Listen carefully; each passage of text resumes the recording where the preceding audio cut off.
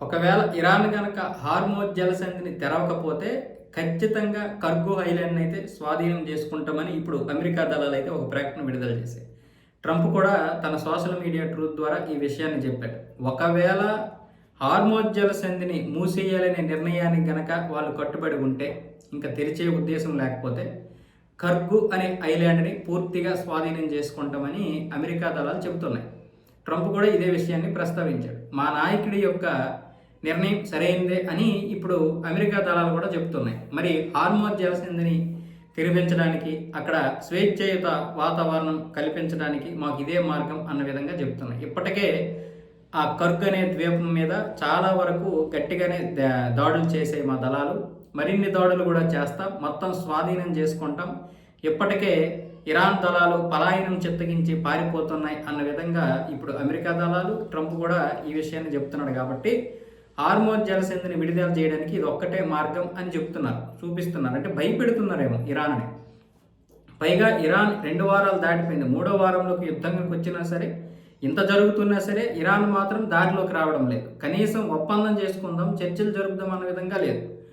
ఒకవైపు ఏమొచ్చేసి ట్రంప్ మేము దేనికి ఒప్పుకోము, ఆ యొక్క కండిషన్లు మాకు నచ్చలేదని చెప్తున్నాడు. ఇరాన్ చెప్పినటువంటి కండిషన్ అసలు మేము మీకు యుద్ధ విరమణ కోసమే మేము అప్లై చేయలేదు కదా, మీ దగ్గర మీతో చర్చలు జరుపుతామని మేము చెప్పలేదు కదా, మిమ్మల్ని ఎవడడిగాడు యుద్ధం ఆపమని అన్న విధంగా ఇరాన్ కూడా చెప్తుంది. అంటే వాస్తవంగా యుద్ధం ఆపాలంటే 3 కండిషన్లు ఒప్పుకోవాలని మొన్న చెప్పారు కదా, దాని గురించి మాట్లాడుతున్నాడు ట్రంప్. అసలు మేము అది మాట్లాడలేదు, ఒకవేళ ఎవరైనా ఉంటే మీరు ఏం చేస్తారు అన్న విధంగా అడిగిన ప్రశ్నకి మేము అలా చెప్పాం తప్ప మేమైతే యుద్ధం ఆపే పరిస్థితి లేదు, మీ దగ్గర మోకరిల్లే ఇది లేదు అన్న విధంగా మాట్లాడుతున్నాడు. ఈరోజు కూడా చైనా స్పష్టంగా తన యొక్క సంస్థల ద్వారా అమెరికాకు చెందినటువంటి ఏ యుద్ధ విమానాలు, అలాగే వాహక నౌకలు, మిగతా సామాగ్రి ఎక్కడెక్కడ ఉందో అన్ని విధాలకు కూడా సహకారం చేస్తుంది. జియో స్పేషియల్ యొక్క సంస్థ ఇచ్చినటువంటి సమాచారంతో ఆ యుఎస్ఎస్ జెరాల్డ్ ఆర్ ఫోర్డ్ యుద్ధ నౌక మీద కూడా దాడి చేస్తామని చెప్తున్నారు. సో ఇలాంటి పరిస్థితుల్లో ఇరాన్ ఇప్పటికిప్పుడు లొంగిపోదు. పైగా రష్యా, చైనా ఏం చెప్తే అది చేస్తుంది. కాబట్టి అమెరికా మీద ఇంకా దాడులు చేయడానికి సిద్ధపడతారు తప్ప ఇప్పుడు లొంగే ప్రసక్తి లేదు. అందుకే అమెరికా ఈ యొక్క నిర్ణయం తీసుకుంది.